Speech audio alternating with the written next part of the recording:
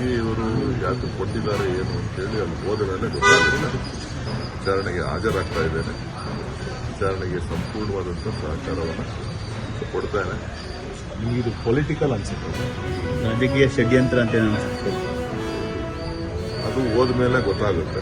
ಅವರ ಪ್ರಶ್ನೆಗಳು ಯಾವ ಹಾದಿನಲ್ಲಿ ಇರ್ತದೆ ಅನ್ನೋದ್ರ ಮೇಲೆ, ಯಾವ ವಿಚಾರಣೆಗೆ ಏನು ಇದಕ್ಕೆ ಸಂಬಂಧ ಇದೆಯಾ ಇಲ್ವಾ ಅಂಥೇಳಿ ನಮಗೂ ಕೂಡ ಗೊತ್ತಾಗುತ್ತೆ. ನಮ್ಮ ಒಪ್ಪಿದ್ರು ಕೂಡ ಇರೋದ್ರಿಂದ ಯಾವುದು ಸಂಬಂಧ ಇದೆ, ಯಾವುದಕ್ಕೆ ಅಸಂಬದ್ಧವಾಗಿದೆ ಅನ್ನೋದನ್ನು ಕೂಡ ಚರ್ಚೆ ಸಂದರ್ಭದಲ್ಲಿ ಮಾಡಬೇಕಾಗುತ್ತೆ.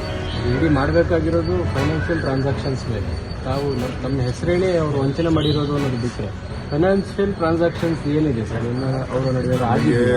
ನನಗಾಗಲಿ ಯಾವುದೇ ವಿಧವಾದಂಥ ಫೈನಾನ್ಷಿಯಲ್ ಟ್ರಾನ್ಸಾಕ್ಷನ್ಸ್ ಆಗಲಿ ಬೇರೆ ಇಡಿ ಮಾಡಬೇಕಾಗಿರೋದು ಫೈನಾನ್ಷಿಯಲ್ ಟ್ರಾನ್ಸಾಕ್ಷನ್ಸ್ ಮೇಲೆ. ತಾವು ನಮ್ಮ ಹೆಸರೇನೆ ಅವರು ವಂಚನೆ ಮಾಡಿರೋದು ಅನ್ನೋದು ಬಿಟ್ಟರೆ ಫೈನಾನ್ಷಿಯಲ್ ಟ್ರಾನ್ಸಾಕ್ಷನ್ಸ್ ಏನಿದೆ ಸರ್ ಇನ್ನು ಅವರ ನಡುವೆ ಆಗಿದೆ? ನನಗಾಗಲಿ ಯಾವುದೇ ವಿಧವಾದಂಥ ಫೈನಾನ್ಷಿಯಲ್ ಟ್ರಾನ್ಸಾಕ್ಷನ್ಸ್ ಆಗಲಿ ಬೇರೆ ಆಗಲೇ ಮಾಹಿತಿ ತಮ್ಮೆಲ್ಲರೂ ಕೂಡ ನೀಡಿದ್ದೇನೆ.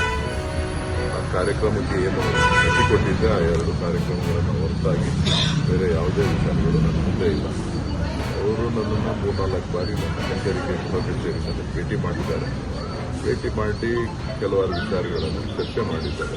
ನನಗೂ ಅದಕ್ಕೆ ಸಂಬಂಧ ಇಲ್ಲದ ವಿಚಾರ ಹೊತ್ತು ಕ್ಷೇತ್ರದಲ್ಲಿ ಇದ್ರು ಅನ್ನೋ ಕಾರಣಕ್ಕೋಸ್ಕರ ನಾನು ಅವರಿಗೆ ಭೇಟಿ ಮಾಡಿದ್ದೇನೆ, ಕಾರ್ಯಕ್ರಮಕ್ಕೆ ಹೋಗಿದ್ದೇನೆ ಹೊರತು ಬೇರೆ ಏನೂ ಇಲ್ಲ. ಎಲ್ಲ ವಿಚಾರಗಳನ್ನು ಏನು ಅಧಿಕಾರಿಗಳು ಕೇಳ್ತಾರೆ ಆ ಅಧಿಕಾರಿಗಳಿಗೆ ಸೂಕ್ತ ಮಾಹಿತಿಯನ್ನು ಕೊಡ್ತೇನೆ. ಸರ್, ಈ ಪ್ರಕರಣದಲ್ಲಿ ಒಬ್ಬ ನಟ ಕೂಡ ನಿಮ್ಮ ರೀತಿ